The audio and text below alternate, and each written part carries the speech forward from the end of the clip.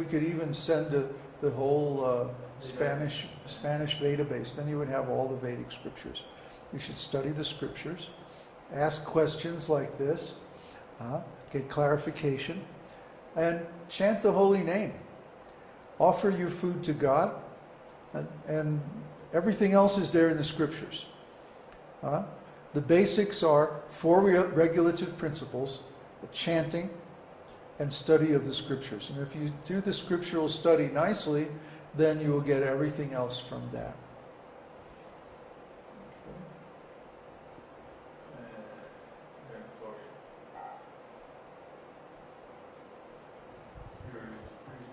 Oh, that was it. Okay. The original amount of rounds to be chanted is 64 times 108. Essentially, that would take all day. What is the purpose? Which is the purpose? I can't see. But his disciples said, how can we get anything done if we chant all day? So Prabhupada said, okay, chant 16 times 108. Is this correct? Well, the standard is 64 rounds. It doesn't really take all day. It takes about 8 hours.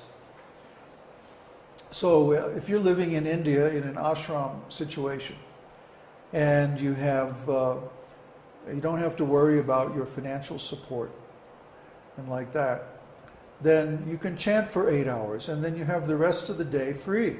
Another whole 8 hours or more, depending on if you need 8 hours of sleep or less. So it's actually not too bad. When I was living in the jungle in Hawaii, I was chanting 64 rounds or more a day. And I still had time to take walks, to write books, to cook for myself, to swim in the ocean and like that. I actually had a very nice lifestyle. I'd go back to that again in a minute. But it's more important to preach right now. So chanting 64 rounds. If you chant, I chant very slowly. It takes me about 15 minutes to chant 2 rounds. 7.5 minutes per round. So 64 rounds takes me about 8 hours. I would chant 16 rounds in the morning. I'd get up at 3:30, go down to the beach, take a cold shower, come back and chant 16 rounds. Then I'd cook breakfast. Maybe I'd go for a little walk. Then I'd chant another 16 rounds before lunch. Then I'd have lunch, chant another 16 rounds, do various activities, errands, go to town, whatever I needed to do. Then I'd come back in the evening and chant another 16 rounds and go to bed early. If I happen to wake up at night, like sometimes the nights in Hawaii are very, very beautiful, the full moon and like that. So if I woke up and didn't feel like sleeping, I would chant some extra rounds until I got sleepy, and then I'd go back to sleep, and then the next day the whole routine would start all over again. That was very wonderful, very beautiful time. So chanting 64 rounds is not really such a terrible thing. It doesn't take all day. Haridas Thakur used to chant 3 times that. What's that? 128 plus 64, 186 rounds a day? 192, right. 192 rounds a day, that was basically all day, all night chanting. Unless you chant very fast. Some people can chant fast and it doesn't seem to bother them. But my chanting, I always like to chant very clearly so that I can hear the holy name nicely. Hare Krishna, Krishna Krishna, Hare Hare, Hare Ram, Ram Ram, Hare Hare. About like that. And so some people can chant really, really fast. I don't know how they do it. But if I chant 64 rounds, 8 hours a day, that's just a nice, that seems really nice. That seems appropriate to me. I'd like to do that if I live in the country again sometime. So that's a very nice lifestyle. Do you have another question? Boink, boink. 196, Steve says. He's got his calculator out.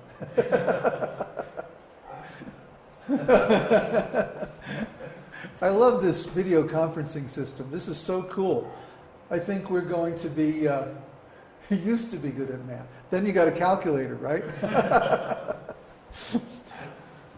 The video conferencing system is so cool because it allows us to have these online meetings and have interaction in real time.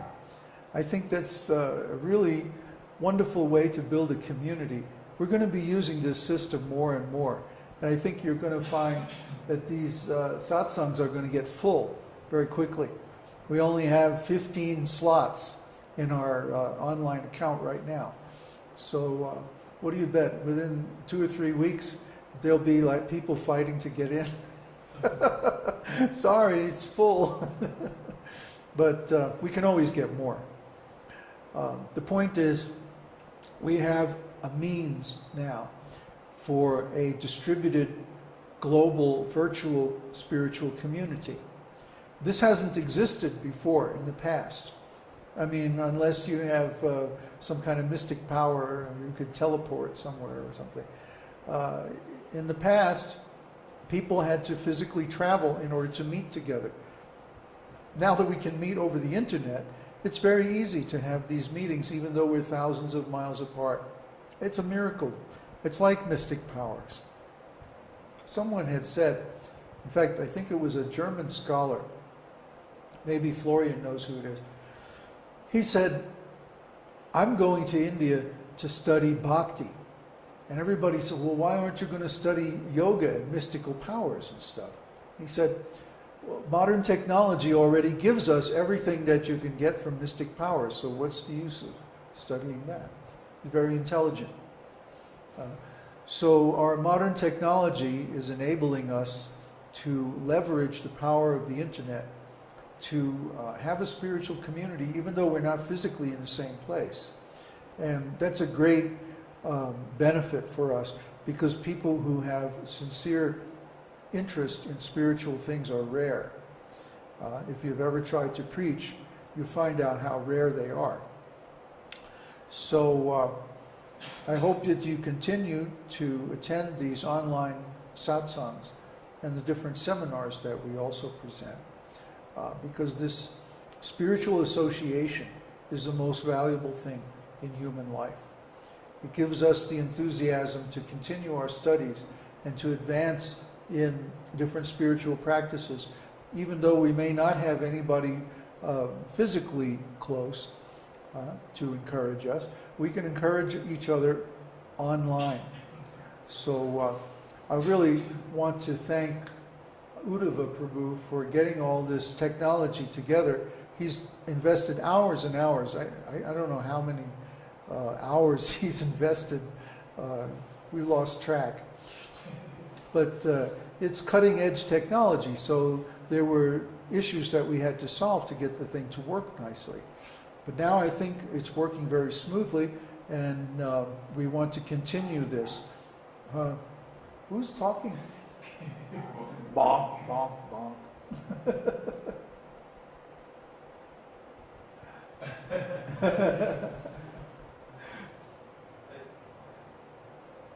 But anyway, we'll continue to do these online meetings and associate via the internet.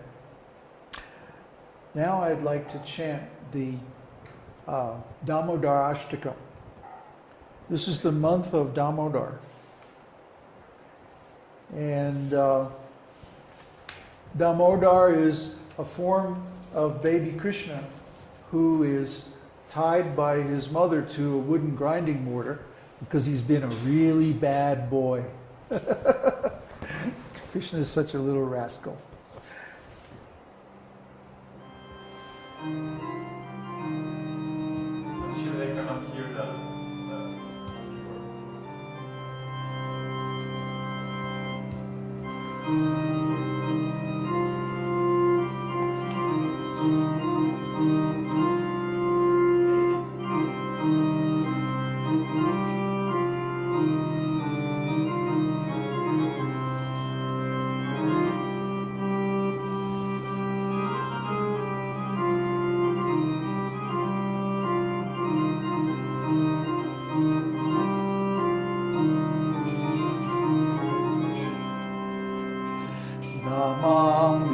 Ishwarang Sachidanandarupam Lasat Kundalang Gokule Brajamanam Namam Ishwarang Sachidanandarupam Lasat Kundalang Gokule Brajamanam